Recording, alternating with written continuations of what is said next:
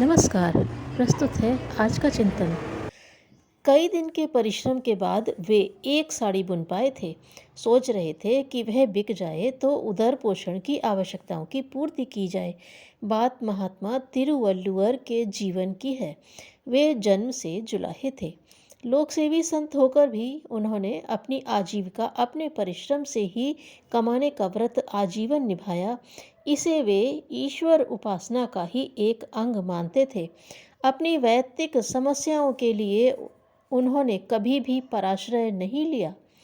संत अपनी धैर्यशीलता और क्षमा के लिए विख्यात थे। गांव का एक युवक इसे ढोंग कहता था।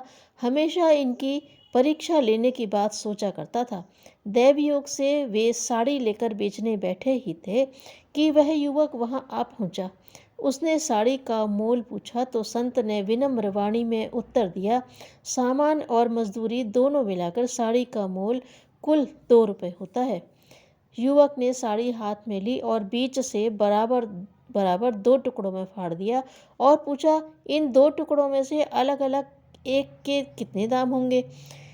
संत ने उसी निश्चलता से उत्तर दिया, 1 रुपया। फाड़े गए 2 टुकड़ों में से एक के फिर 2 टुकड़े करते हुए युवक ने पूछा, अब इन 2 टुकड़ों की कीमत कितनी होगी? तो संत ने बिना अप्रसन्न हुए उत्तर दिया, 8 आने। तब तक वह युवक उस टुकड़े के भी 2 टुकड़े कर चुका था। उसने पूछा, अब इन टुकड़ों के कितने पैसे लोगे? तो तिरुवल्लुवर ने उसे धीर गंभीरता के साथ उत्तर दिया, 4 आने। युवक साड़ी के टुकड़े पर टुकड़े करता गया। वह हर बार सोचता था कि इस बार संत क्रुद्ध होंगे, पर संत का हृदय था कि नवनीत। जितनी आँच दी उस युवक ने उतना ही पिघलता और गंभीर होता गया। न उन्होंने युवक को वैसा करने से रोका ही और न किसी प्रकार का तर्क किया। युवक ने अब पलटकर पाशा फेंका।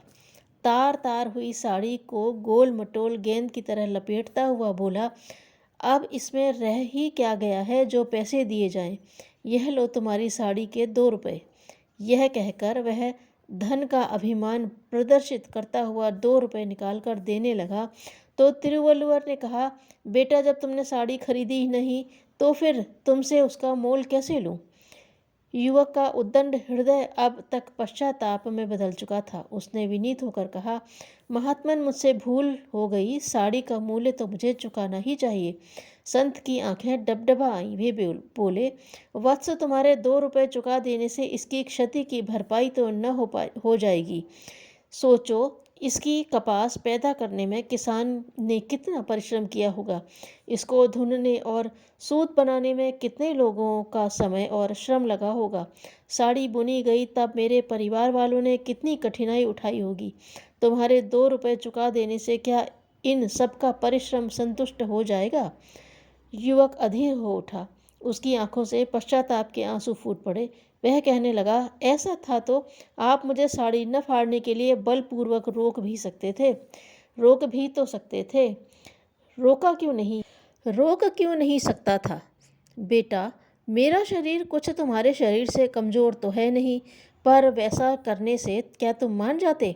महापुरुष कह गए हैं, क्रोध को क्षमा से, अशिष्टता को शिष्टता से जीतना चाहिए। बलपूर्वक रोकने से तुम्हें शिक्षा देने का यह अवसर मिला, वह कहाँ मिलता? युवक की उद्दंडता पूरी तरह धुल चुकी थी और उसने अनुभव कर लिया था, जो शिक्षा क्षमा और प्रेम से दी जाती है वही अंतःकरण में बैठकर चिरकाल तक प्रकाश देती रहती है। दुष्टता से बचाव किए बिना सज्जनता की रक्षा नहीं हो सकती। पाप दुर्बल है, पर वह पराक्रम के कंधे पर बैठकर उचकता मचकता रहता है। धन्यवाद।